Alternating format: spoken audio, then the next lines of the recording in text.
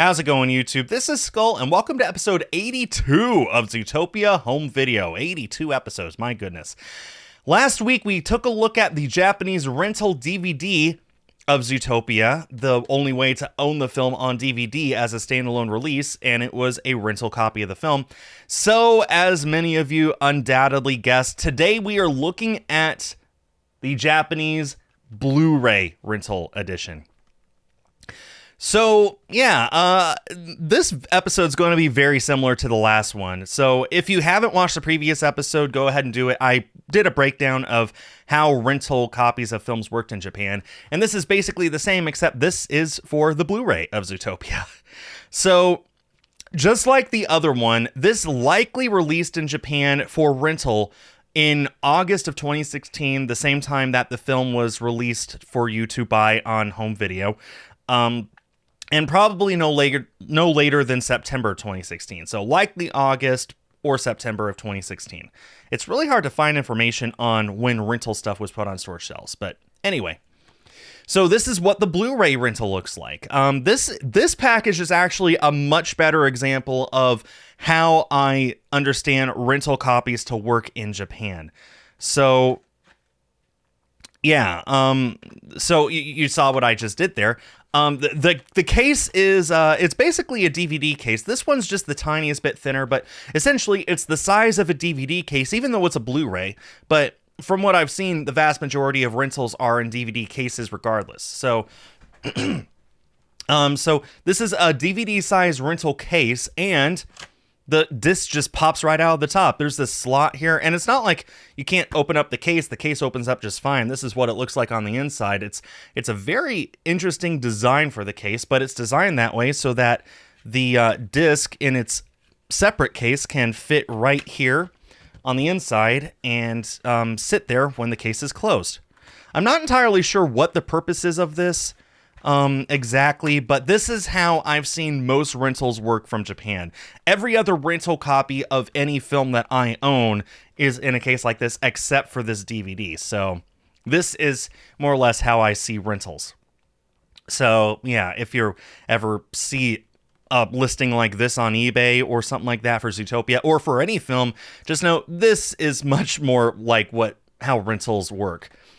Other than that, here we go. This is what the package looks. Let me take this off. This is going to distract me. So this is what the actual case looks like. It's the Blu-ray art right here, and it's actually pretty much exactly the size of what it would be on the Blu-ray, with this big blue border around it. I assume it's blue because Blu-ray. Anyway, and it's telling you at the top, Blu-ray disc. It's telling you it's a Blu-ray. It's not for DVD. In fact, on the back here, it says, warning, this is a Blu-ray disc only. It will not work in a DVD player. That's basically what it says. Because again, most people who rent stuff in Japan only use DVD technology and not newer. So there needs to be disclaimers all over the place. This is the Blu-ray version. This is the Blu-ray version. This is the Blu-ray version. If you want the DVD version, look for the big yellow one. Blu-ray version, it's blue. It doesn't look like it'll work in your DVD player. And I'm sure even after all that, someone will complain that, oh, I didn't know. I want my money back. Anyway, so this is what it looks like. The art itself on the front and the back is basically exactly the same as what we would see on the standard Blu-ray release, except that it's, on a DVD case instead, with the warnings all over. This is a Blu-ray rental of the film. And again, the inside looks like that.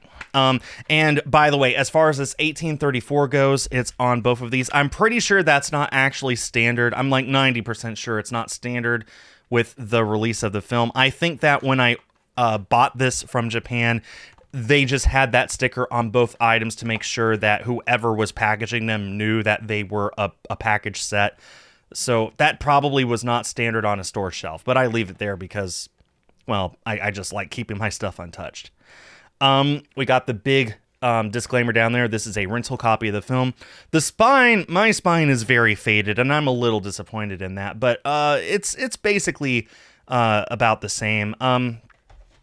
Yeah, actually, I'm looking at it. I think that the spine was probably originally yellow, just like this.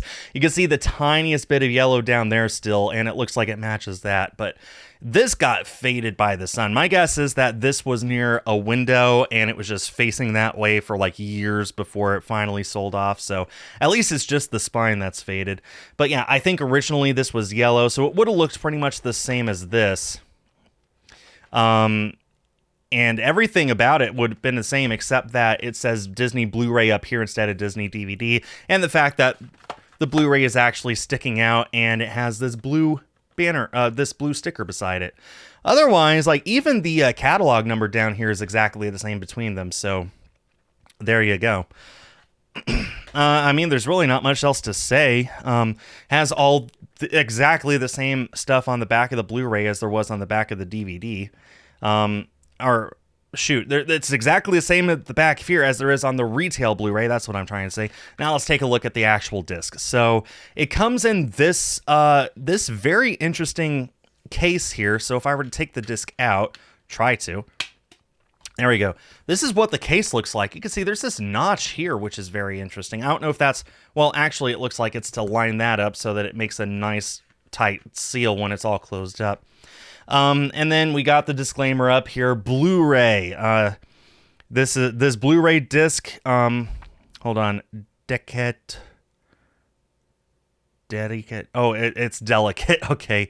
Yeah, basically, hey guys, don't lose this because you're going to get in trouble. Here's the disc itself, and once again, this is a unique look at it, and yeah, there's another sticker there. Again, I'm almost positive it's just the reseller, not off a store shelf, but everything else, this is what it would have looked like. So we got the Zootopia logo up there, some information here. Don't touch the data side, don't write on it with a marker. It is region A. This might be another case where it says it's region A, but it works in every Blu-ray region, but I only have a region A player, so I don't know for sure. Then it has all that stuff here, and it's saying this is a Blu-ray rental disc. This is not a DVD. Even on this itself, they have to say that. So yeah, every single thing on here indicates it's a Blu-ray rental disc. It's not a DVD. And just like the DVD that I showed in last episode, when you put it in a player, it's identical.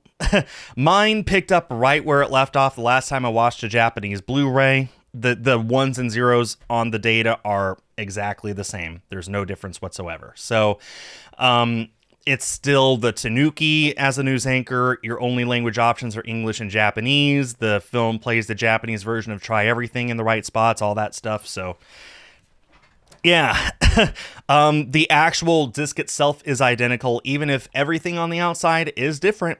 It's pretty cool, but again, unless you're a variant collector like I am, there's no reason to really go out of your way to get this.